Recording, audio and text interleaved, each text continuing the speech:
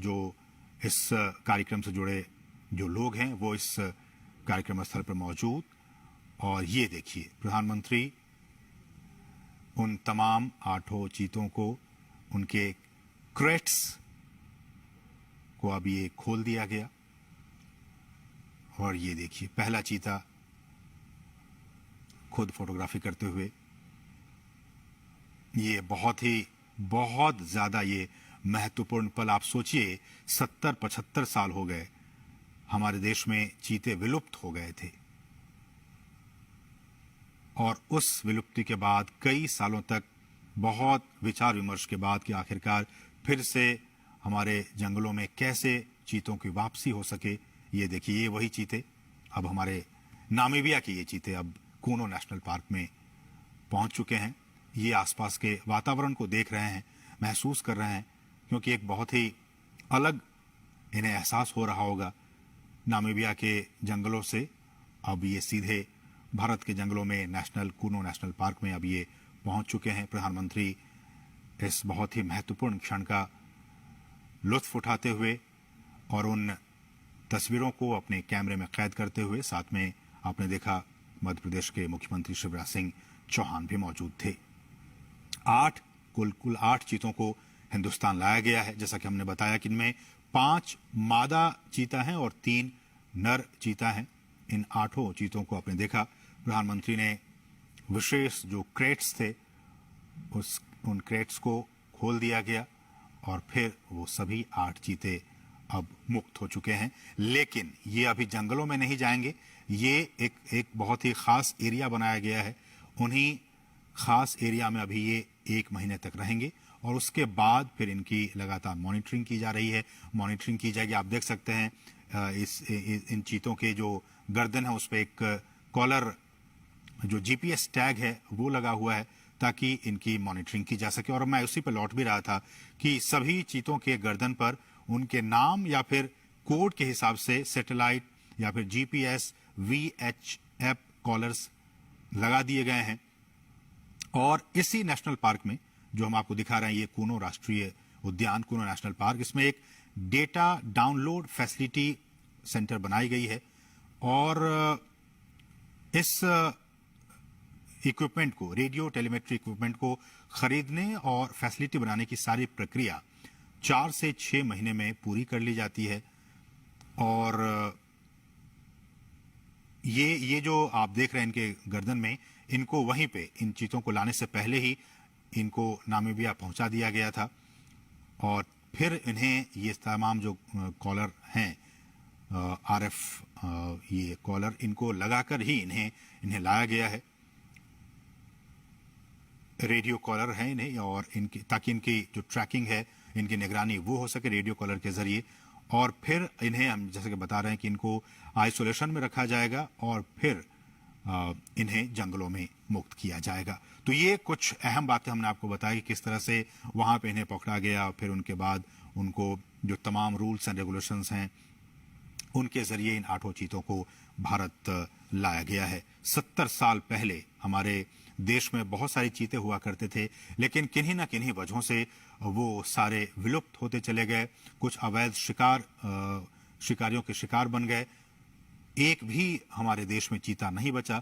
लेकिन सरकार लगातार कई सालों से प्रयास कर रही थी कि हम जो है वो इन चीतों को वापस से एक बार फिर से लाएं, चूंकि पारिस्थितिकी तंत्र भारत का भी बहुत बेहतर है। और जैसे कि हमने कहा कि नामीबिया के जो वैज्ञानिक थे वो महीनों तक यहाँ पे आते रहे, जाते रहे, और यहाँ का जो भूवैज्ञानिक स्थिति है, यहाँ की जो जलवायु है, उनका उन्होंने अध्ययन किया। और अध्ययन करने के बाद ही वो इस नतीजे पर पहुंचे कि इन तमाम चीतों को मध्य प्रदेश में जो कूनो नेशनल पार्क है, वहाँ की जो स्थिति है, परिस्थिति है, जलवायु है, उसके हिसाब से छोड़ना ज्यादा उचित होगा। तो उसके बाद ही ये फैसला लिया गया।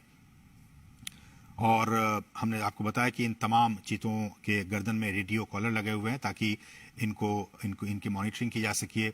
और विशेष हमने बताया कि आपको चिनूक हेलीकॉप्टर के जरिए इनको यहाँ पे लाया गया। और प्रधानमंत्री मोदी, आप देख सकते हैं, इनको विशेष जो क्रेट्स थे उनको खोलकर, और प्रधानमंत्री ने इनको खुद वहाँ मुक्त किया। वो वहाँ पे अब विचरण कर रहे हैं। जो चीता प्रोजेक्ट है, अगर मैं इसकी बात करूं, ये भी बहुत महत्वपूर्ण है आपके लिए जानना कि किस तरह से भारत में चीतों को एक बार फिर से बसाने की यहाँ पे कार्य योजना बनाई गई।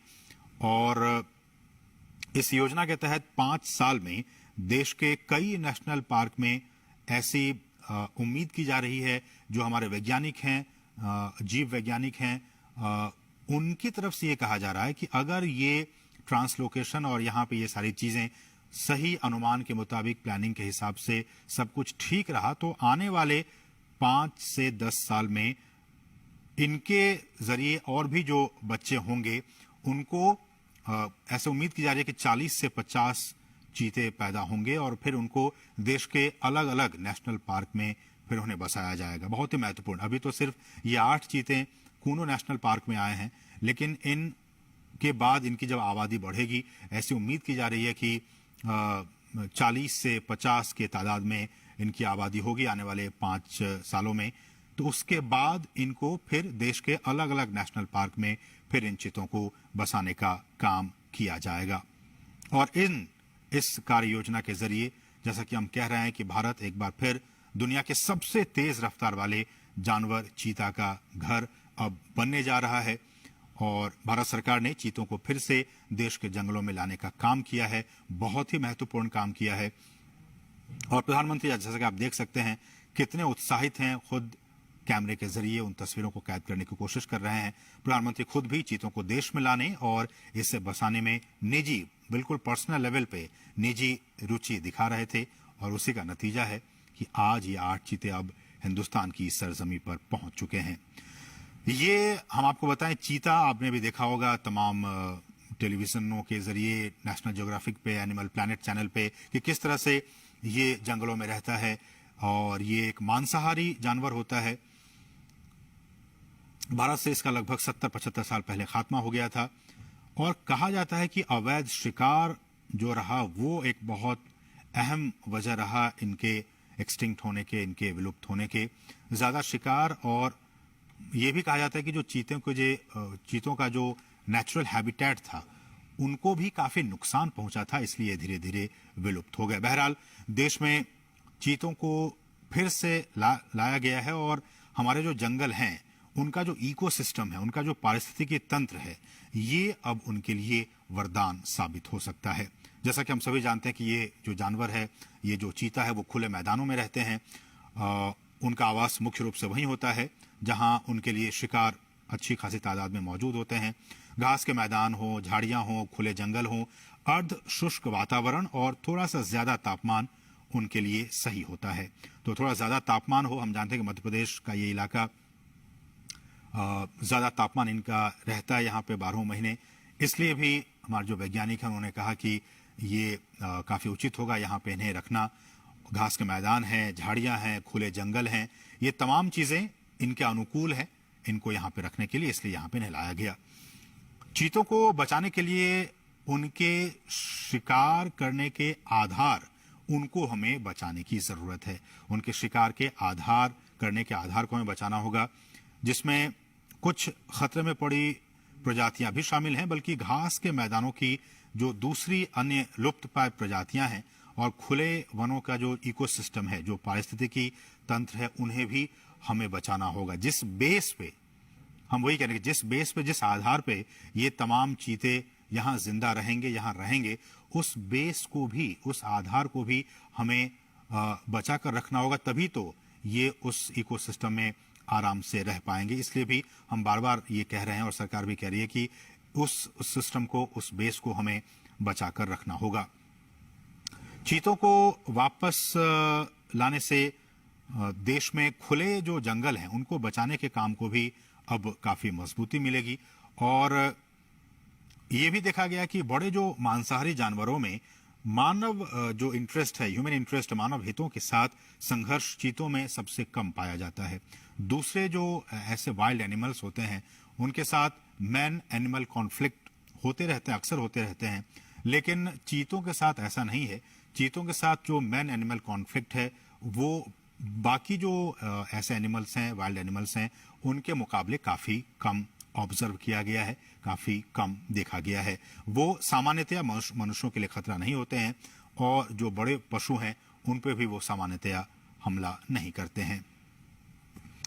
और wild life trust of India ने इसकी शुरुआत की थी कि किस तरह से इसको लाया जाए, और दुनिया भर के विशेषज्ञों, पर्यावरण, वन और जलवायु परिवर्तन मंत्रालय सहित भारत सरकार के कई अधिकारियों, राज्य सरकार के अधिकारियों ने इसके लिए कई दौर की बैठकें की। भारत सरकार के अधिकारी, मध्य प्रदेश सरकार के अधिकारी, वन विभाग के अधिकारी, नामीबिया से जुड़े अधिकारी, इन तमाम अधिकारियों की कई महीनों से लगातार बैठकें हो रही थी ताकि ये सारा जो काम है वो बहुत ही इजी वे में हो सके।